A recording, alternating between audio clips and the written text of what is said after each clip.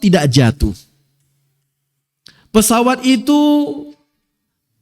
bisa mengantarkan penumpang ke bandara yang lainnya.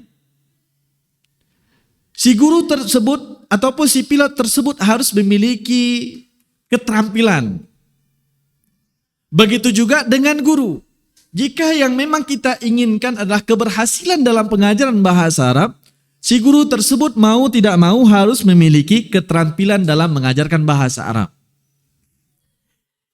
Ini tidak ada tawar-menawar sebenarnya. Kalau kita ingin mengajarkan bahasa Arab, guru tersebut harus memiliki 4 kompetensi dalam pengajaran bahasa Arab. Kompetensi yang pertama adalah al-kafa'ah lughawiyahnya. Kemampuan berbahasa Arab. Ini kata kuncinya dia. Kalau guru bahasa Arab belum bisa bahasa Arab, apa yang mau diajarkan? Yang diajarkan berarti bahasa Indonesia. Syarat yang pertama kalau mau jadi guru bahasa Arab dan kita ingin sukses dalam pembelajaran bahasa Arab, yaitu kita harus mengajarkan bahasa Arab dengan bahasa Arab, otomatis guru pengajarnya harus lancar berbahasa Arab. Harus lancar. Labuda ayyatakallam al-arabiyyata bit-talaqa. Harus lancar. Thumma sya'u tsani al-kafa'ah ilmiyah. Tidak hanya cukup lancar berbahasa Arab, guru tersebut harus memiliki ilmu bahasa Arab. Nahwu sharaf. Ustaz, limadha adhabu ila Makkah? Bukan setelah huruf jar Ustaz itu kasrah. Ini kenapa Makkah? Insyaallah sanujibu qabla yaumil qiyamah insyaallah taala. Jawab Ustaznya kira. Jadi tidak hanya cukup dengan bahasanya saja, tapi guru tersebut harus memiliki ilmu bahasa, terutama kajian nahwu dan sharafnya. Nah, tidak hanya berhenti di situ para asatidzah yang Allah muliakan. Tidak hanya berhenti di situ kita menguasai bahasa, kemudian ilmu bahasa. Nah, bagi seorang guru harus mengetahui bagaimana mengajar bahasa Arab itu sendiri. Oke lah, selama ini kita bertahun-tahun mengajar bahasa Arab, belajar bahasa Arab. Secara bahasanya dapat, ilmunya dapat, tetapi metodologinya harus kita pelajari. Sama halnya seperti bahasa Indonesia sekarang. Bisa nggak kita ngajarin bahasa Indonesia untuk orang-orang Inggris misalnya? Bisa nggak? Bisa nggak, Ustaz? Ustadz misalnya disuruh ngajar bahasa Indonesia, bisa atau tidak? Kita bisa bahasa Indonesia? Bisa. Ilmu bahasa Indonesia, kaidah-kaidah bahasa Indonesia tahu? Tahu. Tapi bisa ngajarin nggak? Jawabannya belum. Kapan Ustadz bisa ngajarinnya? Setelah belajar bagaimana metodologi pengajaran bahasa Indonesia li ghairi natiqina biha. Begitu juga dengan bahasa Arab.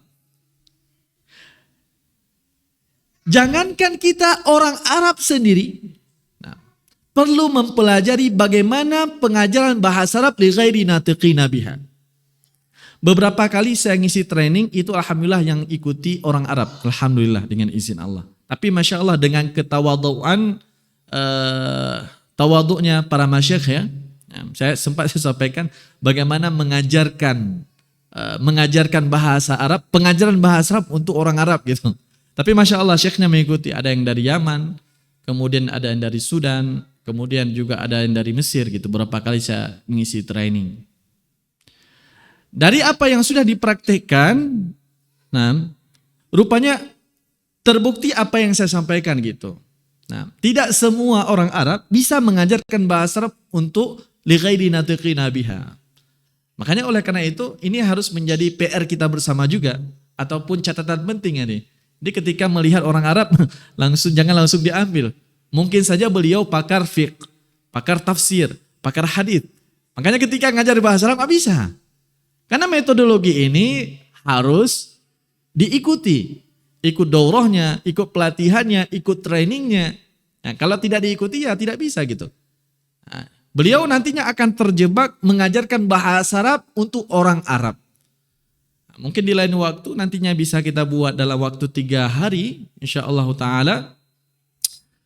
Itu bagaimana mengajarkan mufradat dengan bahasa Arab. li ghairi natiqina biha, kemudian juga pengajaran qawaid juga ada beberapa metodologinya dan seterusnya. Yang intinya adalah kompetensi metodologi pengajaran bahasa ini harus dimiliki oleh guru, enggak lahir gitu aja. Nah, harus kita pelajari, ikut daurahnya, kemudian juga kita belajar dari pengalaman kita. Kemudian yang keempat adalah ma'rifatu ilmi nafsi at-tarbawi. Ma'rifatu ilmi nafsi at-tarbawi. Jadi seorang guru juga harus mengetahui bagaimana psikologi pengajaran. Karena berbicara masalah pengajaran, banyak masalah problematika yang kita dapati di lapangan. Bagaimana kita menghadapi anak-anak yang memang tidak suka dengan bahasa Arab, Ustaz. Itu tugas seorang guru. Bukan mengatakan, Ustaz, saya nggak mau ngajar lagi kelas A. Karena memang si santri yang nggak mau. Enggak, namanya juga anak-anak. Kita akan menemukan anak-anak yang nakal di dalam kelas misalnya. Itu tugas seorang guru. Nah ini ilmunya. Ketika saya belajar dulu, nah Masya Allah, ketika saya belajar dulu di dalam kelas, waktu itu sekitar jam 11 siang, kita lagi kusyuk-kusyuknya mendengarkan penjelasan dari seorang syekh, menjelaskan tentang nahu. Ada salah satu seorang teman saya, nah, yang memang waktu itu ya kita merasa kepanasan gitu, panas karena sudah jam 11, jam-jam ngantuk, kemudian kita belajar nahu. Salah satu teman saya ambil buku kemudian dia kipas-kipaskan karena merasa kepanasan. Nah, kemudian Syekh bertanya kepada dia, kenapa antum merasa kepanasan sendiri? Kenapa kipas-kipas? Yang lainnya enggak kepanasan. Kemudian jawaban teman saya, karena kepanasan Syekh. Merasa kepanasan. Kemudian syekhnya menjawab, kenapa antum merasa kepanasan yang lainnya nggak merasa kepanasan? Tahu sebabnya? Karena antum fokus dan konsentrasi di panasnya, makanya rasa panas, dan nggak konsentrasi di belajar. Tapi mereka semua konsentrasi di belajar, makanya nggak kerasa panas. Nah, kenapa syekh ini bisa tahu kondisi di dalam kelas? Ini karena ilmu ini nih. Jadi mengajar ini bukan hanya kita ngomong, kita transfer ilmu, kemudian sudah selesai, tidak. Tetapi di lapangan itu berbagai macam watak peserta didik kita. Ada yang malas, ada yang tidur, ada macam-macam. Disinilah tugas guru. Maka bagi saya pribadi khususnya, nah, yang suka atau tidak suka belajar bahasa Arab, yang suka tidur, laisa hunalika mushkilah, uridu an u'allimahum. Saya suka ngajarin orang-orang seperti ini. Nah, berbagai macam orang kita hadapi di lapangan itu, ada yang suka belajar, ada yang keluar macam lah itulah. Tapi alhamdulillah di lapangan karena kita menikmati dalam mengajar bahasa Arab, kemudian sedikit belajar bagaimana cara menghadapi haula'i at-talabah, para peserta didik kita, bagaimana watak ataupun kepribadian mereka, sehingga alhamdulillah kita bisa mengatasi masalah-masalah tersebut. Tapi yang tidak inginkan di sini adalah jangan sampai mengatakan saya tidak mau ngajar lagi.